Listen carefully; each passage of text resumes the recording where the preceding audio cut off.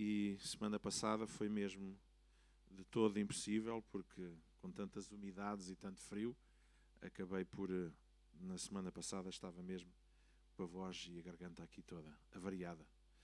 Maneira que, mas sei que os irmãos tiveram um bom tempo, com o pastor Mário Nobre, não é? Porque é sempre bom ter a nobreza entre nós, não é? Temos o clero e temos o povo, e de vez em quando vem um nobre aqui também, não é? Claro que podia ser o nobre das salsichas, mas não é o caso. É sempre bom. Também podemos ter outros irmãos e sermos abençoados. Nós vamos avançar, porque eu queria não esmiuçar muito, porque a ideia deste estudo é termos um estudo panorâmico e daquilo que são os pontos principais da Epístola de Corinto, e ao longo do tempo que nós formos estudando isso, vamos perceber uma série de coisas que esta Epístola traz tão importante para a Igreja. Há 15 dias atrás nós lemos o capítulo 1 e falámos acerca do facto de que o contexto da Igreja de Corinto era uma igreja que estava não dividida enquanto numericamente, não é? Não se tratava de uma igreja... Era uma igreja rica, no sentido... Tinha dons, tinha manifestações espirituais, tinha gente instruída, quer na palavra de Deus e não só. Era uma igreja com uma série de capacidades e uma igreja onde Deus ainda assim se estava a mover, mas era uma igreja que estava a sofrer perigos iminentes que eventualmente poderiam trazer grande dano à igreja. E Paulo foi bem claro no capítulo 1, dizendo que foi informado por uma determinada família. Portanto, ele fez as coisas às claras, não as fez às escondidas. Diz que foi a família de Cloé que o avisou de que haveria no meio da igreja... isso não quero, eu prefiro isto, obrigado. Esse não me ajeito. Estou habituado a ter microfone na mão. Não, mas obrigado. Então, da família de Cloé, que o informou de que haveria confusão na igreja. Ou seja, a divisão que existia não era uma divisão no sentido em que houve gente que saiu da igreja e formaram outros grupos. Não, eles estavam lá todos juntos, estavam enquanto corpo, estavam reunidos e tal, mas não havia um espírito de corpo. E não havia um espírito de corpo e porque havia facções dentro da igreja, facções essas que tinham a ver essencialmente com preferências ou com... eu vou usar a expressão preferências ministeriais. Então vimos na semana passada que havia grupos que diziam, nós somos fãs, não é? Somos fãs de Paulo, outros são fãs de Apolo, outros são fãs de Cefas ou Pedro, e por sinal nem sequer tão pouco tinha sido ministro naquela igreja, mas com certeza teria passado por lá, ou então a sua reputação já avançava por muitos lados, e depois até havia aqueles que com um saborzinho mais espiritual diziam, nós até somos de Cristo, portanto, nós também temos um grupo à parte, nós somos de Cristo. E Paulo, não é, começou-lhes a dar na tarraqueta, como a gente costuma dizer, não é, dizendo que eles pensavam que eram muito sábios e que eram muito espertos espiritualmente e que estavam, no fundo, a viver uma sabedoria humana que não tinha a ver com a sabedoria de Deus, porque Cristo, porventura, não estava dividido. Cristo veio não em glamour, não veio em força ou em impressionismo, no sentido de tentar impressionar as pessoas com um carisma e com uma forma de ministrar para cativar as pessoas enquanto pessoa, mas ele veio para manifestar a sabedoria de Deus de uma forma que era totalmente oposta àquilo que era a sabedoria dos homens. Então eles achavam-se sábios ao dividirem-se entre si e dizer nós gostamos daquilo, nós somos mais a favor daquele, e Paulo diz até aqueles que dizem que são de Paulo não podem ser, porque eu até dentre vocês acho que só batizei meia dúzia deles. Não é? Portanto, Paulo ele começa por dizer isso e ele começa a trazer a argumentação de que na cruz Deus desfez qualquer orgulho, qualquer arrogância, qualquer chico espertice, não é? Dos homens, anulou completamente o mérito humano no sentido da salvação. Dizer, a cruz, ela destronou completamente as hipóteses humanas para se ser alguma coisa ou se conseguir alguma coisa. Por isso não faz sentido estarmos presos a homens, estarmos a adorar homens. Podemos ter respeito, podemos ter honra no sentido dos nossos pais espirituais, podemos ter, não tem nada a ver com não termos apreço por aqueles que nos geraram à fé, aqueles que marcaram as nossas vidas. Não tem a ver com isso, tem a ver com o facto que isso contribua não para que a igreja seja mas para que uma igreja seja um conjunto de várias frações.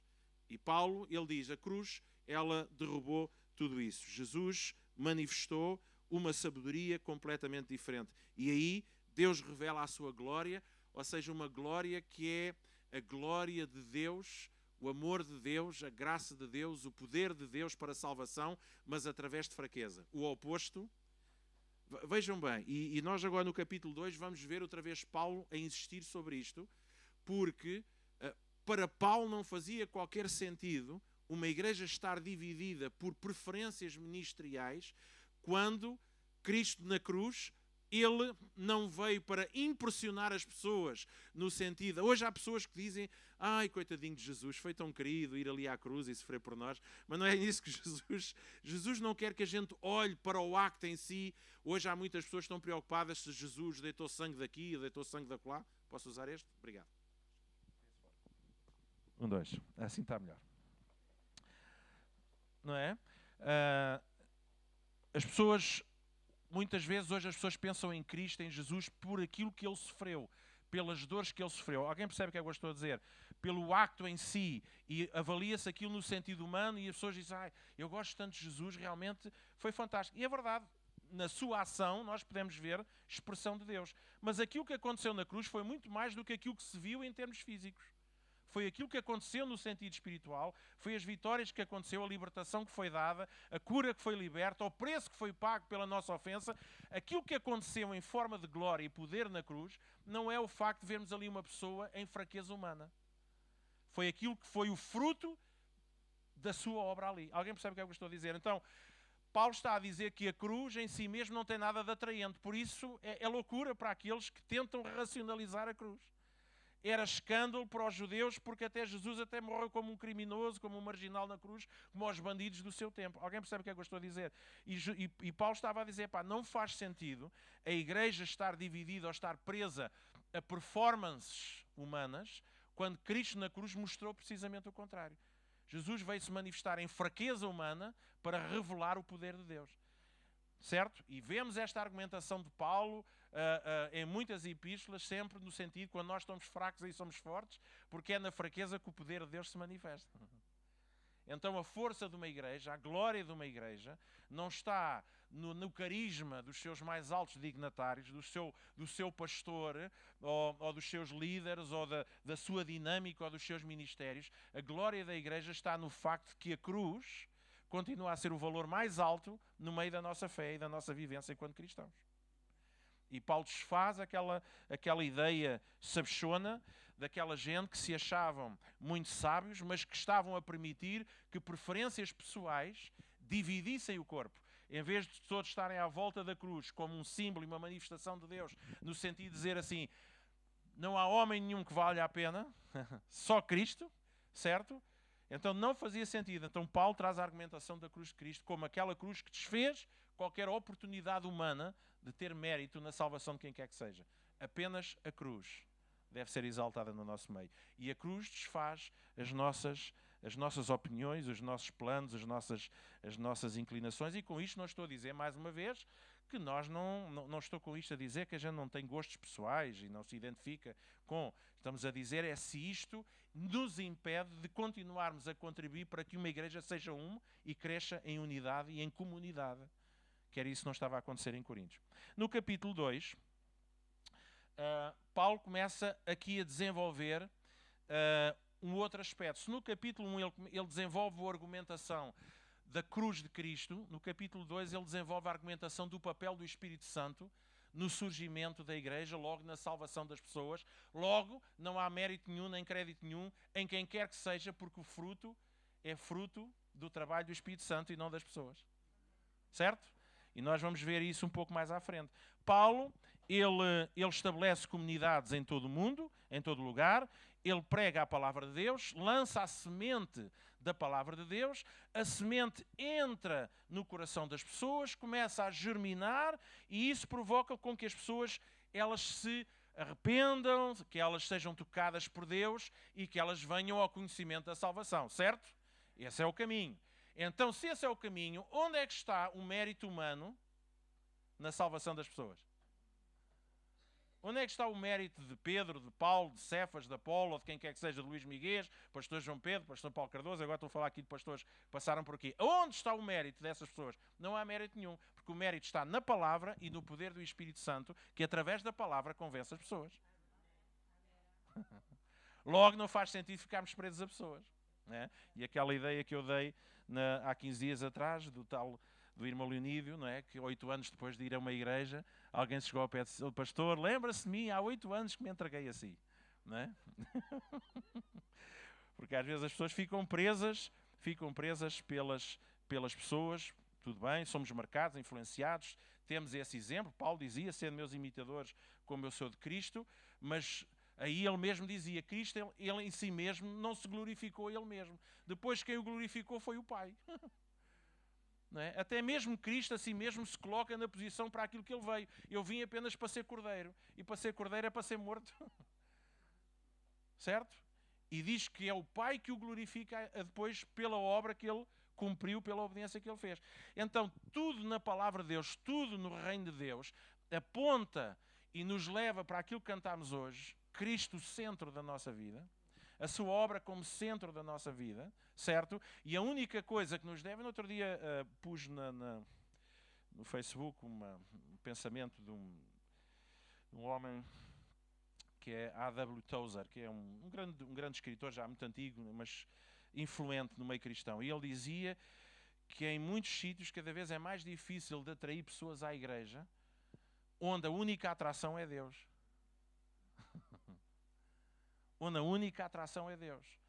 E aqui, deixem-me dizer isto, que eu vou bater isto e vou batalhar, porque eu acredito que uma igreja saudável é uma igreja... Eu lembro de há uns anos atrás, quando só ouvia falar na perseguição da igreja na China, e isto foram exemplos que eram contados e que foram concretos.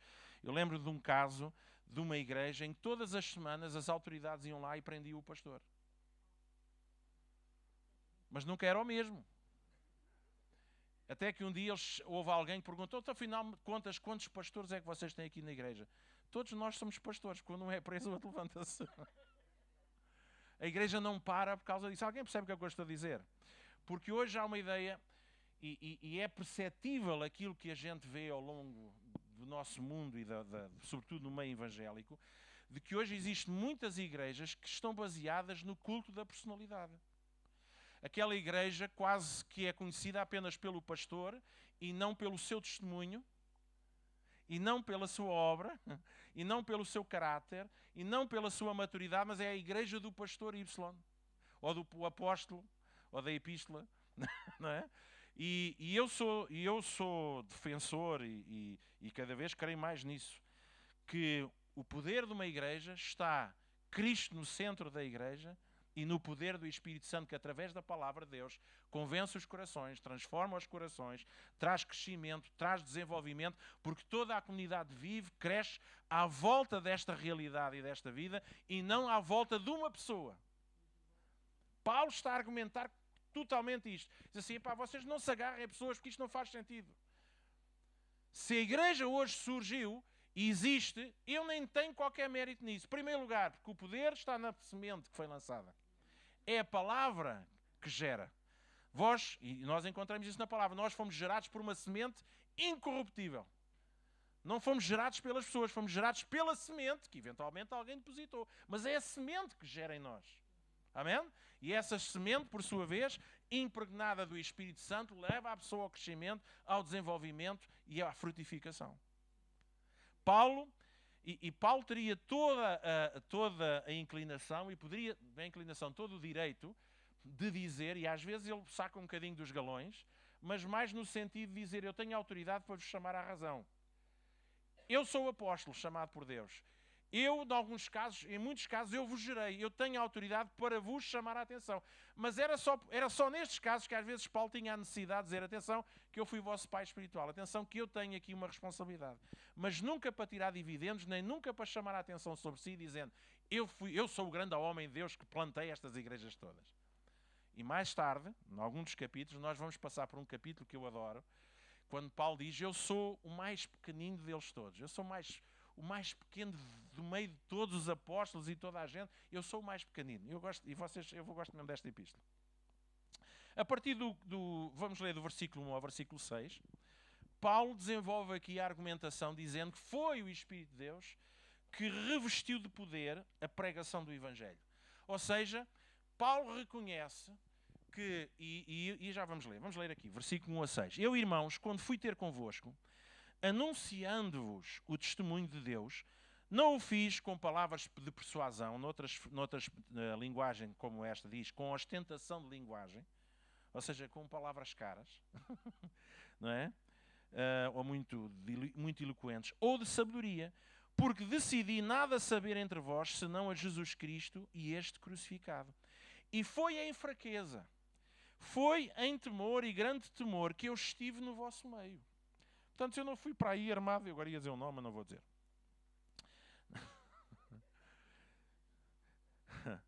A minha palavra e a minha pregação não consistiram em linguagem persuasiva de sabedoria, mas em demonstração de espírito e de poder.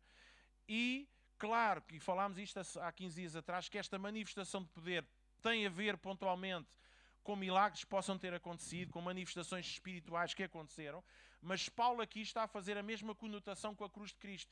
Se eu estou no vosso meio, em fraqueza, em temor, na segunda epístola de Coríntios, nós vemos que até Paulo tem que fazer a argumentação do sentido, porque a figura física de Paulo era uma figura fraca. Paulo já tinha sido apedrejado várias vezes, passado por fome, tinha sido chicoteado. Eu acho que o aspecto físico de Paulo, na altura, não havia o Dr. White, nem outros doutores de cirurgia plástica, para fazer depois correção àquelas cicatrizes todas. Eu acredito que um homem, depois de ter sido quase apedrejado até à morte, deve ter ficado em muito mau estado. Alguém percebe o que é que eu estou a dizer? Imaginem o que é a figura de Paulo, depois de passar por tantas destas circunstâncias, como é que seria a imagem dele em termos exteriores. Seria um homem, se calhar, até com uma imagem, às vezes, um pouco, certo? E Paulo apresenta-se a ele mesmo, muitas vezes, como alguém em fraqueza, e na sua fraqueza, ele traz uma mensagem. Qual? A mensagem de Cristo. Aquilo que eu quis fazer conhecido do vosso meio foi uma única coisa. A cruz de Cristo, a mensagem da cruz, a mensagem que salva. Logo ele está a dizer, eu apresento-me em fraqueza, eu não me apresento com persuasão humana, não com palavras, não até com aspecto de poder ou de glamour, mas aquilo que eu vos trouxe foi manifestação do poder de Deus. Tanto que foi manifestação do poder de Deus que gerou almas salvas. Alguém percebe o que é que eu estou a dizer? Perceberam aqui o contexto? Paulo está a defender muito isto. Então, a minha palavra e a minha pregação não consistiram em linguagem, mas em demonstração do Espírito e de poder, para que a vossa fé não se apoie em sabedoria humana. Não se apoie naquilo que é virtude humana, seja ela em forma de palavras, em forma de ideias, em forma até de imagem exterior, mas que ela se apoie no poder de Deus. E o Evangelho é poder de Deus para a salvação de todo aquele que nele crê. Então Paulo está aqui a trazer esta argumentação, dizendo que se alguma coisa produziu fruto, foi porque o Espírito Santo capacitou, investiu poder na palavra que foi falada. Paulo não está a dizer, fui eu com poder. Não, ele diz, é o Evangelho, é a palavra em si mesma, que tem a capacidade, porque é Espírito e vida, de produzir pessoas novas em Cristo. Paulo, ele tira de si, ele se esvazia de qualquer possibilidade de glória. Os irmãos estão a perceber o contexto da coisa? Estamos a falar de uma igreja que estava dividida, que estava agarrada a pessoas. E Paulo diz assim, meus amigos, isso não faz qualquer sentido. Isso é anticristo. Isso é anticruz. Isso é anti-evangelho. A manifestação do poder de Deus é sempre a sua glória está precisamente quando nós estamos fracos. E o poder de Deus manifesta-se na palavra que é pregada, não é no pregador, é na palavra que é pregada. Claro que o Espírito Santo nos reveste e às vezes somos usados nos dons e manifestações, porque a Bíblia também nos fala acerca disso e é possível isso acontecer, mas aquilo que gera e que gerou aquela gente não foi o Paulo, não foi o Apolo, não foi o Cefas, não foi o J. Maria Pincel. Foi a palavra ungida de Deus que, entrando no coração das pessoas, gerou as pessoas à salvação. Então as pessoas não podem, não devem permitir que preferências ministeriais, que influências que recebemos de vários homens e de várias mulheres sejam um obstáculo para nós crescermos e deixarmos a comunidade crescer em Cristo. E a comunidade só consegue se manter unida enquanto Cristo for o centro da vida da igreja. Cristo sempre disse, e a palavra de Deus sempre disse, que ele havia de ser elevado, e ao ser elevado, ele atrairia a si as pessoas. E deixe-me dizer, sempre que Cristo deixa de ser elevado no centro de uma igreja, as pessoas começam-se a afastar em grupos. Quando Cristo começa a ser elevado, as pessoas aproximam-se de Cristo. E ao aproximarem-se de Cristo, nós nos aproximamos uns dos outros. Não há vários Cristos. Não há vários centros. Ou há um centro, ou então isto é uma confusão. Alguém percebe o que é que eu estou a dizer? E isto é uma coisa que a gente não pode deixar perder dentro da igreja. Na nossa vida. Amém? É Cristo o centro. E por causa de Cristo nós estamos lá, nós nos dedicamos, nós batalhamos, nós procuramos acolher, arrabanhar e buscar pessoas, os fracos levantamos, porque sabe porquê? Porque o nosso objetivo é elevar Cristo na vida das pessoas. E aí a igreja cresce e se desenvolve e se multiplica, porque a glória é dele e nunca é de qualquer interveniente humano. Uma estrela disse amém. Porquê é que o Espírito Santo usou Paulo? Em primeiro lugar, porque diz que ele nada se propôs a divulgar, senão a mensagem de Cristo. E a mensagem de Cristo é muito abrangente, correto? Ele não esteve lá com ideias, não esteve lá a defender ideias pessoais, não esteve a falar da sua sabedoria, não esteve lá com questões divinas, religiosas, quem é que tem razão, quem é que não tem razão, quantos anjos dançam na cabeça de um alfinete, se a agulha que passa se o camelo que passa pela agulha, não é, que também é a agulha, que também é o camelo. Paulo não estava preocupado em entrar em questõezinhas. Paulo pregou a mensagem da cruz, o poder de Deus para a salvação das pessoas, certo? E também porque no versículo 3 diz a palavra de Deus que Paulo, ele se esvaziou a si mesmo para que o Espírito Santo o pudesse usar. No versículo 3 diz que ele estava em fraqueza, temor e grande temor no meio deles. E num tempo em que nós hoje procuramos líderes com uma projeção de imagem forte, em que procuramos líderes com grande carisma, em que procuramos líderes que atraiam pessoas, deixe-me dizer, Paulo não atraía ninguém. Parece um contrassenso. Paulo, em termos pessoais, não atraía ninguém. Para já ele era bruto, nem uma porta. Porque era mesmo, Paulo era tramado, aquilo era quarto à direito. E em segundo lugar, porque ele não tinha um discurso de conversa mole para boi dormir.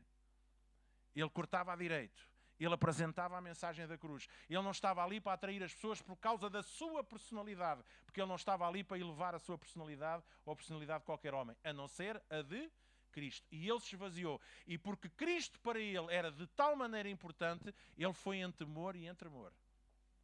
E isso fez com que ele se esvaziasse dele mesmo, das suas capacidades. E Paulo tinha muitas capacidades. Paulo era um doutor da lei, altamente treinado. Tinha tido cargos de alta posição dentro do judaísmo. Era alguém que não era propriamente um tanso, não é? Não tinha comprado uma Bíblia para totós. Ele era alguém que tinha conteúdo. Mas Paulo não estava ali para se projetar ele mesmo. Ele se apresentou em fraqueza humana. E sempre que alguém se esvazia, o Espírito Santo utiliza essas pessoas. Numa versão, a versão Phillips, ela traduz este versículo desta maneira. Eu estava longe de me sentir forte. estava nervoso e um tanto trêmulo. O que é que estamos aqui a falar? Uma vez mais, o poder de Deus, a glória de Deus, o poder do Espírito Santo manifesta-se através de um homem que está fraco, que está fragilizado, que está vulnerável, que se põe nas mãos de Deus, que em termos humanos não tem qualquer... Não está ali armado. Alguém percebe o que é que eu estou a dizer? E é nisto que Paulo está a dizer, a cruz é assim, e eu que estou aqui, e todos os outros que eventualmente foram usados por Deus, vocês não podem olhar para o instrumento, vocês têm que olhar para o poder que fluiu e flui através dos instrumentos. Porque quando vocês percebem isso, não há lugar para sermos de Paulo, de Apolo, de Cefas, mas para continuarmos todos a sermos de Cristo. Porque Cristo não está dividido. E a melhor forma de não estarmos divididos é percebermos que se existe algum mérito, não é de homens. É do poder que está na semente e é do poder do Espírito Santo que flui através de homens fracos, de homens vulneráveis, de homens que se colocam nas mãos de Deus, não baseados nas suas capacidades, mas na graça e na glória de Deus. E é isso que se quer no meio de uma igreja. E é isso que se quer no reino de Deus. E é isso que frutifica. Então Paulo diz... Eu não vim com palavras persuasivas, e é importante dizer que Paulo sempre estava a bater neste aspecto por causa da cultura grega dominante daquele tempo, que era a questão dos debates filosóficos, da sabedoria, da intelectualidade, da lógica da coisa. E Paulo estava sempre a dizer, eu não vim com vocês com filosofia. Eu vim-vos apresentar a mensagem poderosa da cruz. Que para vocês pode ser também loucura e escândalo, porque ao olharem para mim e verem um homem fraco, ficam presos àquilo que veem, se não abrirem os vossos ouvidos para ouvirem aquilo que Deus fala, através de um instrumento fraco. Alguém percebe o que é que eu estou a dizer? Paulo, ele fala-nos acerca disso. Depois, a partir do versículo 7 a 11... Que horas são? Olha a minha cebola. Isto compro relógios no chinês, é o que dá. Que horas são? 5 para as 10, é que o meu relógio, isto aqui, o culto nunca mais acabava, são 9h30. É que eu sou muito vaidoso, eu compro relógios que é para combinar com a roupa, mas compro relógios a 5 euros e depois isto não trabalha. Mas pronto. A partir do versículo 7, Paulo ele começa a dizer que se porventura alguma coisa nos foi dada por revelação do Espírito Santo. A partir do versículo 7, Paulo, ele continua esta argumentação. E há bocado não lemos o versículo 6, mas podemos ler. Entretanto, expomos sabedoria entre os experimentados, não porém a sabedoria deste século, nem a dos poderosos desta época. Portanto, ele está a trazer um contexto para aquilo que era a cultura daquele tempo e a tendência daquele tempo, e diz, mas falamos a sabedoria de Deus em mistério, outrora oculta, a qual Deus preordenou desde a eternidade para a nossa glória, mas que estava oculta. Essa sabedoria que nenhum dos poderosos deste século conheceu. Os mais sábios, os mais intelectuais, os maiores filósofos, está quieto, eles não chegam lá. Porque se tivessem conhecido, jamais teriam crucificado ao Senhor. O Senhor da glória. Mas como está escrito, nem olhos viram, nem ouvidos ouviram, nem jamais penetrou no coração humano o que Deus tem preparado para aqueles que o amam. Mas Deus não o revelou pelo Espírito, porque o Espírito a todas as coisas perscruta, até mesmo as profundezas de Deus. Porque qual dos homens sabe as coisas do homem, senão o seu próprio Espírito, que nele está? Assim também, as coisas de Deus, ninguém as conhece, senão o Espírito de Deus. Então Paulo começa por aqui, voltando a dar uma cachazada aqui nestes sabichões, dizendo que, porventura, se alguma coisa, se não fosse Deus a ter revelado ao coração dos homens, pelo poder do Espírito Santo, aquilo que é a graça e a revelação do Senhor Jesus, não era por poder ou influência de Apolo, de Cefas, de Pedro. Porque a gente tem que sempre voltar lá ao ponto de referência, o que é que Paulo está a dizer. Paulo continua com a mesma argumentação. É assim, o poder está na semente da palavra, o poder está no Espírito Santo, que utiliza pessoas, muitas vezes em tremor e em fraqueza humana. O Espírito Santo flui, então não há aqui mérito nenhum para ninguém. E mesmo aquilo que nos foi dado em forma de mensagem, aquilo que entrou no coração das pessoas, só foi possível porque foi o Espírito Santo que nos revelou. Porque, na verdade, estas verdades estavam ocultas desde sempre e que nem os maiores sabichões deste mundo sabiam. Então, se nós hoje sabemos alguma coisa, é só porque o Espírito Santo nos revelou essas verdades de Deus. Aquilo que o olho não viu, o ouvido não ouviu e jamais subiu ao coração humano, são essas coisas que estavam preparadas por Deus há muitos, muitos anos. Desde sempre. Já lá estavam preparadas para serem reveladas, mas este é o tempo em que é o Espírito que revela. Meus irmãos, sejamos sinceros, a gente pode estar aqui a pregar para uma multidão. Se não for o Espírito Santo a trazer a revelação ao coração das pessoas, a gente bem se pode esfregar aqui todos e virar a sua vez. E temos a maior eloquência e usamos de multimédia e panicos de esmalte com versículos pintados e não sei o quê. E usamos toda a estratégia e balões e tal para as pessoas. Mas deixe-me dizer, se o Espírito Santo não entrar. Eu lembro quando estava no Instituto Bíblico, nós estamos todos ali, os aprendizes de feiticeiro, tal, todos cheios da teologia e tal, e fazes assim homilética e bates 6 ovos em castelo e tal. Homilética tem a ver com ovos, mas pronto, as técnicas de pregação e tal, e hermenêutica e eu não sei o quê, e a gente andávamos ali e não nos cabia um palitozinho assim na boca. Todos ali. Não posso dizer, não posso.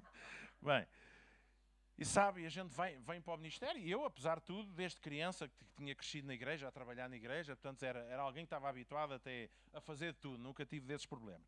Mas a gente sai dali já a pensar, pronto, já tenho um curso, e a gente vai depois para o terreno, e a gente diz... Um belo dia estava num culto, estava num culto, e foi pregar um pregador que eu conheço, hoje é uma pessoa bem mais idade. E a pessoa, além de vez em quando, se engasgar, né? É assim um bocadinho como eu. Era pior. Né? E aquilo, o pessoal tinha que estar com os chapéus abertos à frente por causa da superfície frontal dos Açores. Além disso, o homem traz uma mensagem simplérrima, daquelas que a gente diz assim, perdão, já estou farto, a gente já conhece isto de trás para a frente. A gente já conhece isto. E eu ali, a gente cheio de julgamento, aquela coisa que eu digo, não, isto é fraquinho. E sabe, depois no final do culto, e na por cima nem era um culto de evangelização, 9 pessoas vieram à frente para aceitar Jesus. E a gente ali cheios, inchados com a sabedoria, porque cheios de técnicas. E deixe-me dizer, até o púlpito se abaixou em humildade. Percebem o que é que eu estou a dizer, gente? E hoje a igreja precisa de abrir os olhos outra vez para estas coisas. E isto é o que eu estou farto de dizer, seja em relação a mim, a quem quer que seja. A igreja não vive de homens.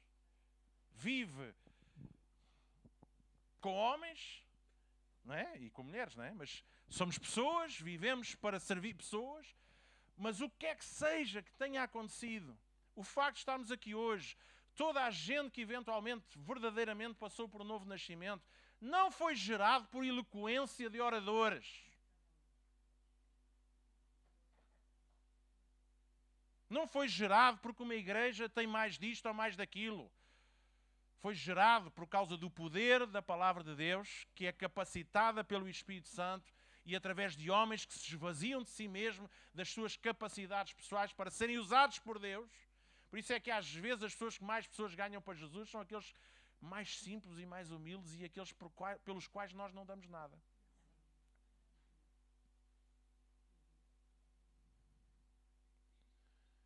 E a gente tem que voltar a esta simplicidade.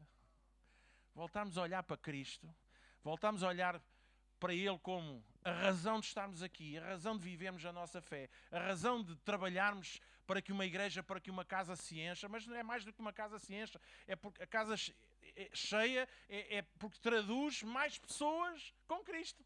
É só por isso. Porque o nosso objetivo não é casas cheias. Nosso objetivo era uma cidade completa convertida a Cristo. Hein? Mas eu já vou por um passo primário. Vamos encher primeiro este espaço. Alguém percebe o que é que eu estou a dizer? Mas vamos, a gente pode encher aqui, se a gente começar aqui a fazer programas fantásticos, a gente enche aqui. Se a gente começar a dar aqui chouriços da Isidora à sexta-feira, se calhar as pessoas vêm. Só se for assado. Eu também já quero o trabalho feito. Pode ser. Alguém percebe que estou a dar um exemplo? Mas nós podemos usar de estratégias para atrair pessoas. E eu volto a dizer uma coisa. É verdade, nós temos que ser contemporâneos, temos que ser relevantes na cultura em que estamos inseridos. Nós temos que atualizar a nossa linguagem hoje. Não é assim? Às vezes para comunicar com as pessoas. Nós temos que fazer upgrades da nossa até humanidade. Às vezes não é uma questão de espiritualidade. É uma questão de humanidade. Porque ficamos presos a slogans e a chavões espirituais. E temos que fazer essa atualização. Mas deixe-me dizer uma coisa. As atualizações são só em forma de aplicação. Já estou como a informática. São aplicações apenas para facilitar o uso. Percebe? Mas o objetivo tem que ser sempre de, através e para Ele. Cristo, onde tudo começa, e Cristo, onde tudo acaba. Amém? Porque quando diz que Jesus é o alfa e o ômega, não está a ser só a dizer que Ele é o princípio e vai ser o fim. Não, estamos a dizer que Ele é o princípio, é o propósito, é o objetivo de tudo aquilo que é a nossa vida cristã. É por causa dele que iniciamos e é nele que nós terminamos. Porque a glória vai sempre acabar para Ele. O mérito vai sempre acabar nos seus pés. E quando no interlúdio a gente decide assim, não, vou ficar com um bocadinho de glória para mim. Sim, porque afinal de contas eu sou o Bispo Luís Miguel. Eu sou o Papa Apóstolo. Já não, havia os Papa Reformas, agora os Papa Apóstolos. Eu agora não sei. Sabe, meus irmãos, deixem-me dizer uma coisa. E cada vez mais, eu qualquer dia acabo a pregar no meio do deserto. Porque eu acho que sou um bocado contracorrente. Sou um bocado contracorrente.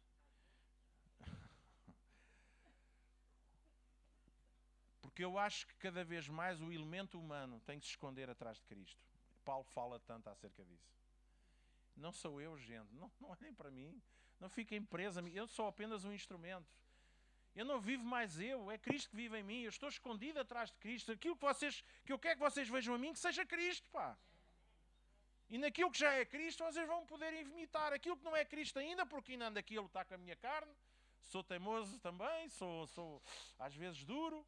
Nisso vocês não me imitem, mas naquilo que vocês já veem em Cristo, me imitem. Porque o que importa é Cristo, o centro do nosso ser. Cristo, o centro do ministério da igreja. Cristo, o centro das relações. Cristo, o centro, a fonte e em última análise, o lugar onde tudo vai ser recebido em forma das pessoas que vão ser salvas. E quando nós percebemos isso, olha, uma das coisas que muitas vezes impede as pessoas de falar de Jesus e dar testemunho e de levar pessoas à salvação é porque as pessoas põem sempre o ónus em si mesmo. Eu não sou capaz. Eu não sei falar muito bem. Eu não sei evangelizar. Mas, meus irmãos, o poder que salva não somos nós. O poder está na palavra de Deus, está na cruz de Cristo, na mensagem da cruz. Deus amou-te, Deus morreu por ti, para tal, sabe? E depois é descansarmos no poder do Espírito Santo que vai fazer a obra. Nós não salvamos ninguém, certo? Mas também deixe-me dizer uma coisa, também se não nos mexermos, nem vamos contribuir para a salvação de ninguém. Porque é importante que alguém vá e pregue ou fale de Jesus às outras pessoas. Mas não somos nós que vamos curar pessoas, não somos nós que vamos libertar as pessoas. Nós podemos dar ordem de libertação a um endemoniado, mas não somos nós que, na verdade, expulsamos o demónio. Ou somos? Porque se fôssemos nós, não precisávamos dizer que é em nome de Jesus. Íamos fazer como o outro. Olha, em nome de Jesus de Paulo, e não sei, pá, eu até conheço Paulo, até conheço Jesus. Mas quem é que és tu, pá? Alguém percebe o que é que eu estou a dizer? Paulo contraria, e esta epístola, meus irmãos, traz de volta ao cerne da questão e àquilo que deve ser a raiz da nossa fé. Sabe qual é a raiz da nossa fé? É que nós não somos nada sem Ele. E não estaríamos aqui, não perceberíamos nada, não víamos um boi à nossa frente, desculpem a expressão, não teríamos sequer uma milésima de entendimento das coisas espirituais se não fosse Deus. Não seríamos salvos se Cristo não tivesse morrido por nós.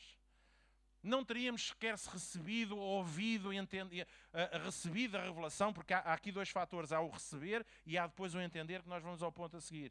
Sabe? Nós não teríamos sequer recebido, a revelação não teria entrado na nossa vida, se não fosse o poder do Espírito Santo. Paulo, parece incrível, mas Paulo ele faz uma argumentação em que ele mesmo sai da equação.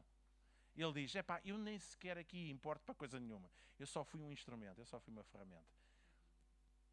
É Deus. É Deus. Amém? Depois, em terceiro lugar, no capítulo, versículo 12 a 16, e estamos a terminar, que horas são? É que no meu relógio só passou 5 minutos. 10 e 10. Maravilha. Eu tenho que trazer este relógio mais vezes. Versículo 12 diz assim: ora, nós não temos recebido o Espírito do mundo, e sim o Espírito que vem de Deus, para que conheçamos o que por Deus nos foi dado gratuitamente. Paulo aqui não está só a falar de que recebemos revelação, mas recebemos a capacidade para compreender a revelação. Amém? Porque às vezes há a revelação que entra e a gente não consegue interpretá-la, percebê-la. Paulo está a dizer, não só o Espírito Santo, foi ele que nos trouxe essa revelação, foram abertos, o nosso coração foi aberto e revelação entrou, mas agora, aos poucos, é o Espírito Santo que nos está a dar a capacidade para compreender tudo aquilo que Deus está. E isso ainda não terminou, meus irmãos. Paulo, mais tarde, ele estava a orar, depois pelos Efésios, dizendo a mesma coisa, para que os olhos do vosso entendimento já estão em Cristo, vocês já são salvos, mas ainda há muita coisa que ainda não fez luz na vossa mente. O conhecimento já está lá, mas vocês não estão a perceber tudo o que tem a ver com isso. E continua o versículo 12. Eu gosto tanto deste versículo, porque diz que é o Espírito Santo que vem de Deus para que conheçamos o que por Deus nos foi dado por 100 euros. É? Por tridízimos. Não ouviram essa do tridízimo? Eu vou dizer, anda aí um caramelo, desculpem lá. A dizer que não é um dízimo, são 3.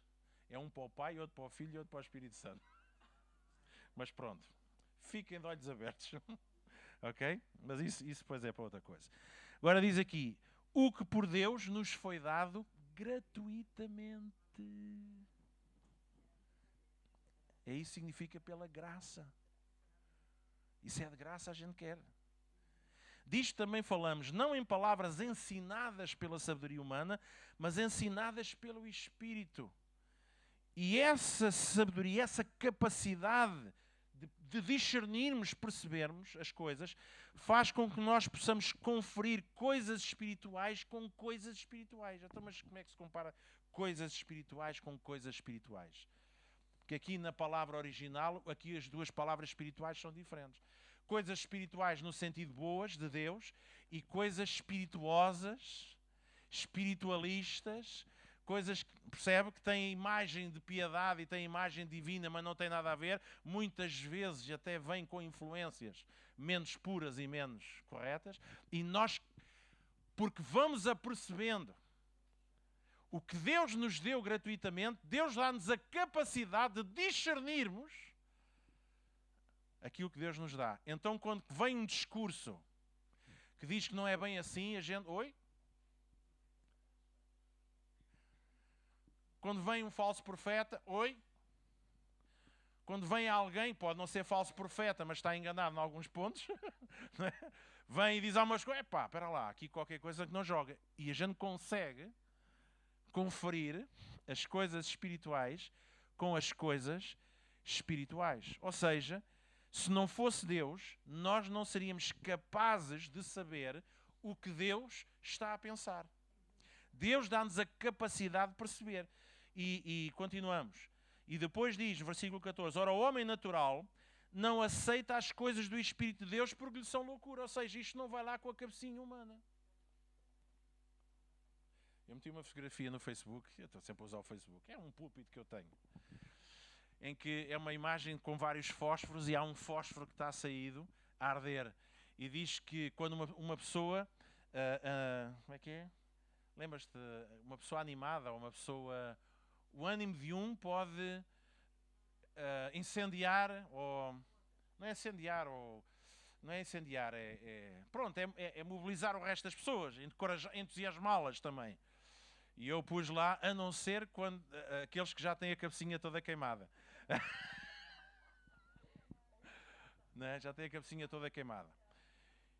E, e basicamente aquilo que Deus está aqui a dizer é assim: as coisas de Deus, elas são entendidas com uma mente espiritual.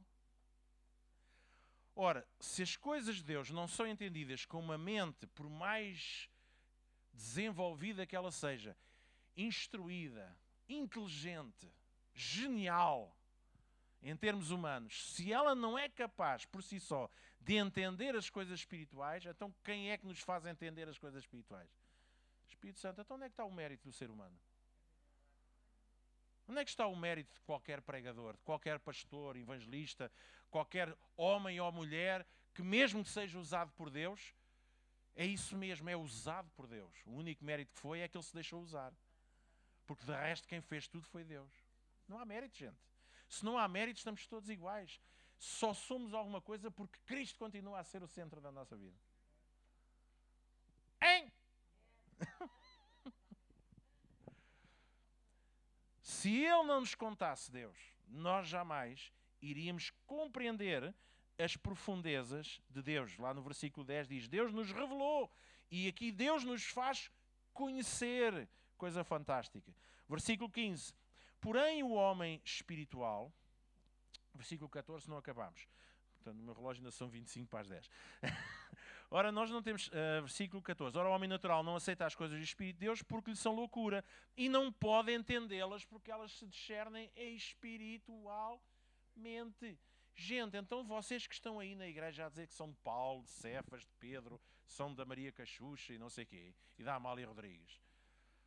Na verdade, vocês já estão fora da percepção de Deus. Porque se nós somos alguma coisa, e se alguém porventura foi usado no nosso meio por Deus, foi isso mesmo, foi usado. Mas quem fez tudo é Deus. Pela sua palavra e pelo poder do Espírito Santo. Então, qual o mérito do ser humano? Nenhum.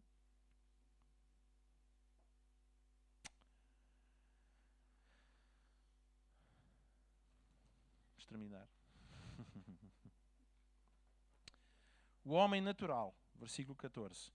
Pois quem conheceu a mente do Senhor que o possa instruir? Nós, porém, temos a mente de Cristo. O homem natural, que é o homem separado de Deus, não tem qualquer capacidade de entender as coisas espirituais. Posso ouvir um amenzinho? E por isso Deus teve que nos dar o Espírito Santo. Teve que nos dar a sua revelação e a capacidade para compreendermos essas coisas. Isto significa, meus irmãos, quando Paulo diz que nós temos a mente de Cristo, significa que Ele nos deu a capacidade de percebermos as coisas na perspectiva de Cristo, o que não estava a acontecer com a igreja de Coríntio. Então ele estava a dizer, vocês estão a deixar o Espírito Santo fora da situação e por isso vocês estão-se a subdividir, porque já não é o Espírito Santo que está a reinar nas vossas mentes, são as vossas mentes. Vocês já se afastaram, estão-se a afastar da centralidade da cruz e da dependência da influência do Espírito Santo na igreja. Porque sempre que isto acontece, surge divisão. Amém? Basicamente, aquilo que Paulo estava a dizer é que quem não tem o Espírito Santo e a mente de Cristo e que quer falar das coisas divinas é como um rádio AM a tentar apanhar ondas FM. Alguém percebe o que é que eu estou a dizer? A gente estamos lá com a AM e a única coisa que apanhamos é os marroquinos. Não sei se vocês têm lá um rádio em casa, que é aquilo daqueles antigos ainda, a Luzalite. Aquilo, é a Luzalite, não é Luzalite, é Bakelite. Jesus, Luzalite. Aquele rádio foi oferecido à minha mãe quando se casou, e já em segunda mão. Naquele tempo, imaginem, é um Blaupunkt. E aquilo ainda funciona, mas quando a gente liga aquilo FM não tem antenas, então apanha o AM, então aquilo é só rádios manhosos. Não é? No outro dia eu quase que ia apanhando a Al-Qaeda lá a falar. Então Paulo termina este segundo capítulo, embora na altura isto não foi escrito em capítulos, logicamente, nem foi dividido destas maneiras, mas para facilitar a nossa leitura e meditação e reflexão, Paulo faz esta argumentação. E Paulo vai continuar esta argumentação ao longo de uma série de capítulos. E depois ele vai entrar em algumas doutrinas específicas resultante de erros que estavam a acontecer. E todos os erros que estavam a acontecer na igreja de Corinto tinha como principal base isto. Em primeiro lugar, vocês estão-se a tornar, e ele mais tarde diz isto, vocês tornaram-se cristãos carnais. Falam de coisas espirituais, mas já não estão a percebê-las de forma alguma. Porque vocês deixaram que a cruz ficasse para segundo plano, vocês estão agarrados a homens. Vocês deixaram de perceber que se houve homens que foram usados foi pelo poder do Espírito Santo. Se nós hoje estamos aqui foi por causa de Deus. Deus é que merece honra, merece glória e todos nós devemos estar centrados numa única pessoa, Cristo. E a formação de Cristo em nós é esperança de glória. Certo? E Paulo, ele diz, eu não proponho outra coisa senão fazer-vos conhecer Cristo e gerar Cristo em vós. Creio que é em Gálatas, se não é em Gálatas é Romanos. Paulo diz, meus filhos, por quem sinto de novo dores de parto, até que Cristo seja formado em vós. Paulo não queria formar pequenos Paulos. Paulo não queria formar pequenos membros da Centro Cristão Vida Ambulante. Paulo não queria formar, percebe? Membros de organizações ou igrejas locais. O que Paulo procurava fazer era formar Cristo na vida das pessoas. E quando nós estamos em Cristo, todos são importantes. Porque percebemos que nenhum de nós tem qualquer mérito nisto. Pastor, mas eu já sou crente há 100 anos. Compreende? O irmão conhece o Mar Morto? Conhece. Fui eu que o matei à estalada.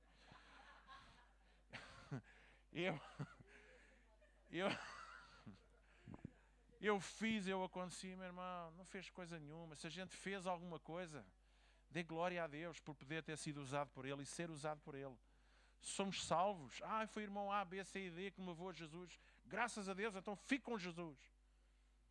Porque o irmão que o levou a si, deixa-o lá e depois vai buscar outro, e depois deixa o outro, e nós depois também vamos fazer a mesma coisa. Eu sou um bocado maluco. Tenho assim um feitio um bocado esquisito. E há pessoas que entendem isso em mim como um mau feitio, ou como... este pastor... Sabe, eu não sou mesmo pastor como os outros. Não, ouça, mas vejam se percebem o que eu estou a dizer. Mas isto não tem só a ver com temperamento, tem a ver com mentalidade e convicção. Se há coisa que eu não quero, é criar dependentes pastorais. Porque acho que isso não é a igreja, não é o objetivo do pastor. Sabe o que é o que eu quero? É ver pessoas a crescerem, serem geradas no Espírito Santo para a salvação, serem discipuladas e depois largá-las para elas irem. Relacionamento, sim. Dependência, não.